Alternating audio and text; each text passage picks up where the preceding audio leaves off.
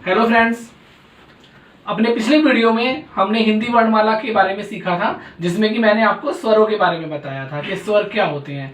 अब हम इस भाग में व्यंजन के बारे में पढ़ेंगे कि व्यंजन क्या होते हैं। मैंने आपको बताया था स्वर 11 + 2 संख्या में 13 होते हैं, जिसमें 11 स्वर हैं और 2 आपके आयोगवाह थे।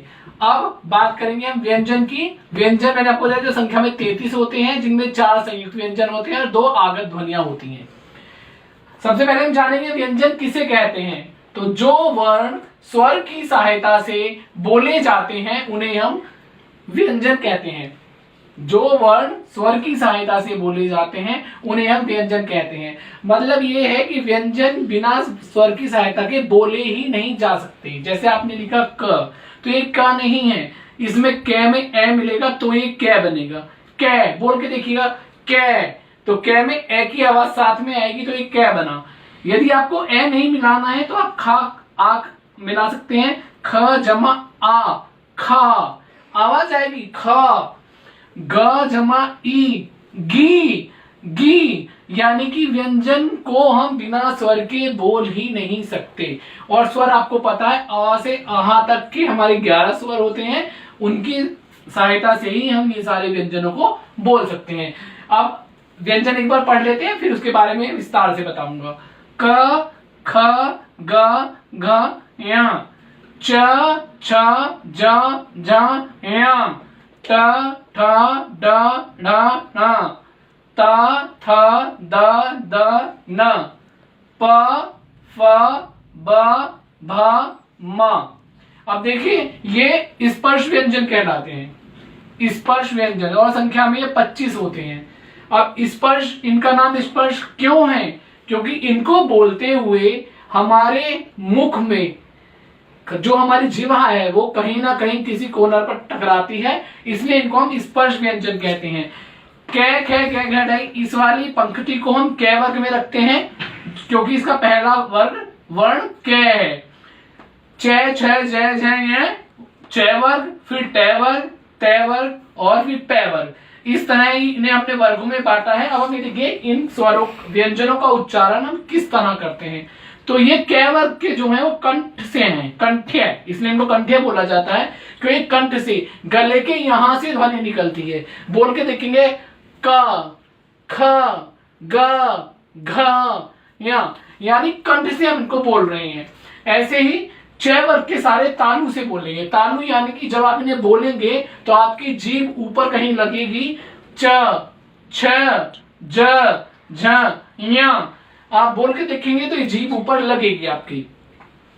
उसके बाद मूर्धन्य, मूर्धन्य तालु के पीछे वाला, यानी कि जो आपके मुंह में ऊपर तालु के ऊपर देखेंगे जो गुफा सी बनी हुई है, ये जीभ वहां लगेगी या उससे थोड़ी नीचे वाइब्रेट होगी। ट, ठ, ड, ढ, ञ।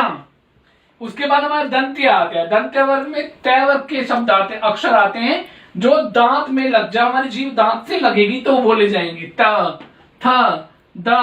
आप साथ में उच्चारण करेंगे तो आपको महसूस होगा कि हाँ ये सही है। द, ध, न। ठीक है। फिर हमारा आता है प वर्ग जो कि ओष्ठ्य है। इसमें हमारे दोनों होठ आपस में मिलते हैं तो ये ध्वनि निकलती है। प, फ, ब, भ, म। इसके अलावा अब हम आते हैं इन 4 पर, य, र, ल, व। इनको हम अंतस्थ व्यंजन कहते हैं क्योंकि ये स्वर और व्यंजनों के मध्य की ध्वनि है। इनको हम अर्ध स्वर व्यंजन भी कह देते हैं। इसको अंतस्थ व्यंजन कहा गया। य, र, ल, व। यदि हम इसकी बात करेंगे कहां से बोले जाए तो य को तालु वर्ग से बोला जाता है। य, र को हम मूर्धन्य से बोलेंगे र, ल को दंत्य ल और व को ओष्ठ्य से बोला जाता है। इसीलिए क्योंकि इनका अपने वर्ग से अलग ध्वनि है, हमने इनको अलग रखा है अंतस्थ, जो कि संख्या में 4 होते हैं।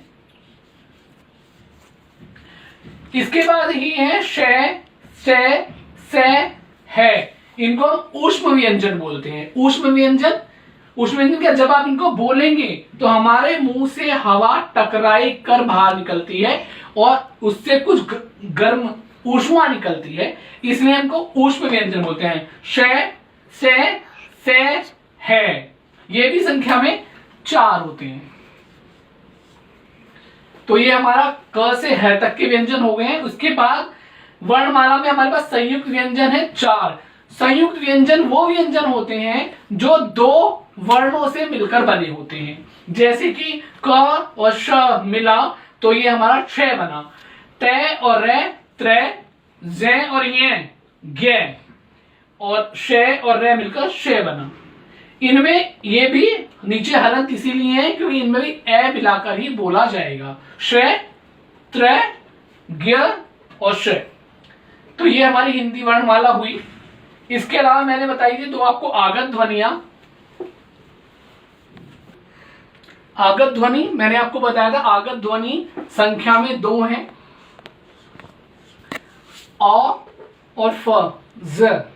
तो ये जो अ है ये हमारा हमें अंग्रेजी भाषा से मिला है।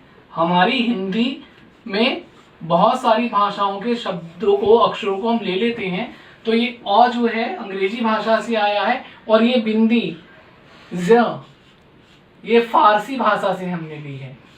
तो इस तरह ये हमारी आगत ध्वनियां कहलाती हैं क्योंकि ये हमने दूसरी भाषाओं से ली हुई हैं।